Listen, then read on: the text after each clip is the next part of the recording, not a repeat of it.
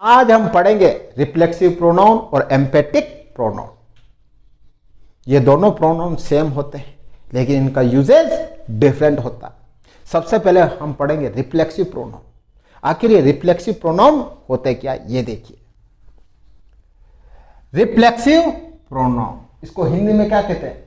निजवाचक सर्वनाम। इसका मतलब क्या होता है? मैं खुद काम करूंगा, मैं खुद करूंगा और कोई नहीं करेगा, मैं खुद ही करूंगा। इसका इंग्लिश में डेफिनेशन देखिए। When the action of subject turns back on the subject itself, इसमें आप कोई भी काम करते हो ना तो उस एक्शन का रिफ्लेक्शन वापस आपके ऊपर ही आता है, किसी दूसरे के ऊपर नहीं आता। मतलब करने वाले भी आप हो और उस काम को लेने वाले भी आप हो। डूअर और रिसीवर दोनों एक हो।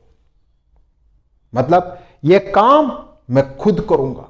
आप काम कर रहे हो, पहले कह रहे हो मैं, ये काम मैं करूंगा, मैं खुद, वो काम का रिफ्लेक्शन भी आपके ऊपर ही आ रहा है।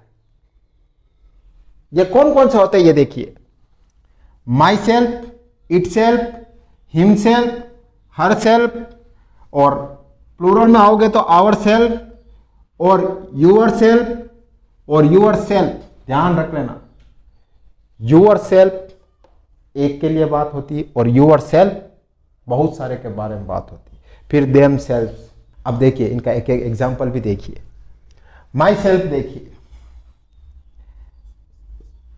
I love my self. अब इसमें देखिए, इसमें डूअर और रिसीवर दोनों एक है। मतलब सब्जेक्ट कोई काम कर रहा है तो सब्जेक्ट का इफेक्ट उसके खुद के ऊपर ही पड़ रहा है। ये देखिए, अब ये कह रहा है आई लव, मैं प्यार करता हूं। किससे? खुद से। खुद से इसका इफेक्ट किस पे जा रहा है? इसका इफेक्ट इस पे जा रहा है। काम क्या हो रहा है? ये काम हो रहा है। तो काम को लेने वाला भी एक है और करने वाला भी एक है। डूअर और रिसीवर दोनों एक है। तो ये क्या होता है? Reflexive pronoun. और देखिए इट सेल्फ का देखिए। The baby cried itself। Baby चिल्लाया, किसके ऊपर? उसके खुद के ऊपर ही। तो क्या हो रहा है? क्राइड, बेबी चिल्लाया, itself खुद के ऊपर। तो दोनों एक ही है, सब्जेक्ट और ऑब्जेक्ट। जब सब्जेक्ट और ऑब्जेक्ट दोनों एक हो, ध्यान रखना ये भी पॉइंट की बात, जब सब्जेक्ट और ऑब्जेक्ट दोनों एक हो तो वो भी क्या होता है? Reflexive pronoun. करने वाला भी एक और उस काम का प्रभाव पड़ने वाला भी एक ही है, दोनों सेम है। तो क्या हुआ? Reflexive pronoun. और देखिए हिमसेल्फ वाला देखिए। द बॉय पेंटेड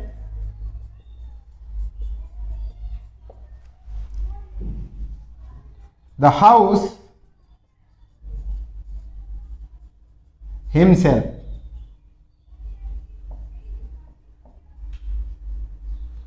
अब ये क्या कह रहा है? The boy painted the house himself. Boy ने पेंट किया हाउस को, उसने खुद ही पेंट कर दिया, किसी को नहीं बुलाया। तो यहां पर कौन है? करने वाला भी सेम है और कराने वाला भी सेम है। मतलब खुद नहीं कर दिया। तो इन दोनों का इफेक्ट क्या पड़ रहा है? अपने आप पे पड़ रहा ना। मतलब डूअर भी सेम है और रिसीवर भी सेम है। जब ऑब्जेक्ट और सब्जेक्ट सेम हो तो ये क्या होता है? Reflexive pronoun. एक आप आवर सेल्फ का देखिए। We hate ourself. ये क्या कह रहे हैं? हम खुद से ही नफरत करते हैं। बहुत सारे की बात हो रही है, प्लूरल की बात हो रही है। तो ये हेट कर रहे हैं तो इसमें क्या है? डूअर और रिसीवर दोनों सेम है। अब योर सेल्फ और योर सेल्फ का देखिए। पहले योर सेल्फ का देखिए। यू शुड बी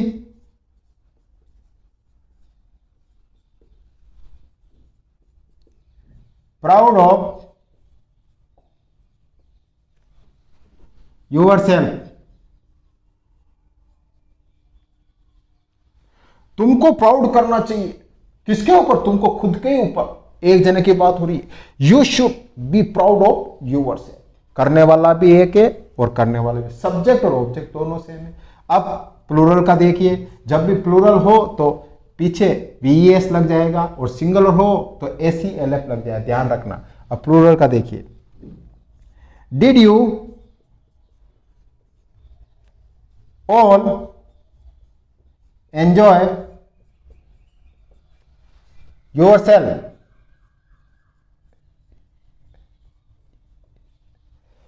क्या तुम सब ने एंजॉय किया? तुम सब ने, बहुत से जनों की बात आ रही, क्या तुम सब ने एंजॉय किया?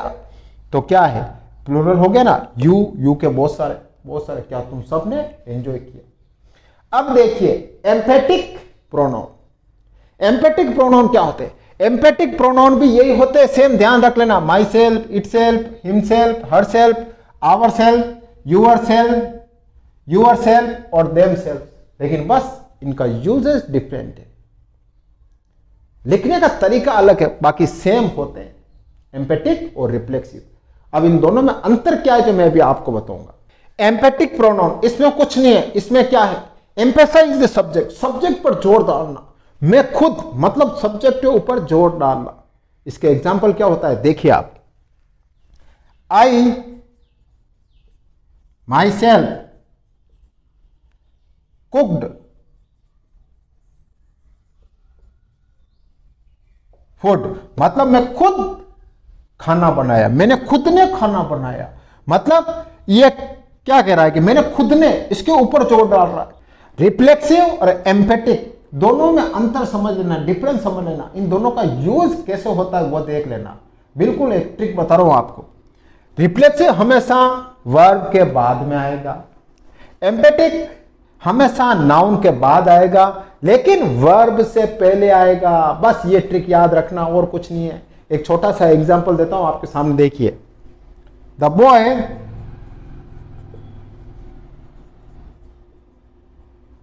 पेंटेड द हाउस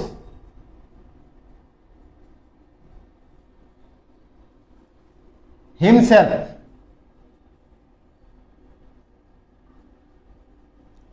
यहां पर रिफ्लेक्सिव कहां आ रहा है, लास्ट में आ रहा है। ये वर्ब है, वर्ब के बाद में आ रहा है, ध्यान रख लेना। लेकिन अब एम्फेटिक देखिए, द बॉय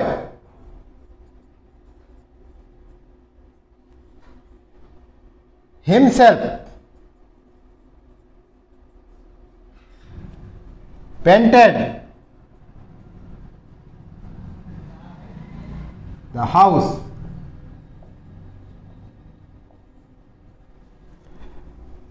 नाउन है, नाउन के बाद आ रहा है, लेकिन वर्ब से जस्ट पहले आ रहा है, ये ध्यान रखना। तो ये क्या हुआ, एम्फेटिक हुआ, और ये क्या हुआ, रिफ्लेक्सिव हुआ।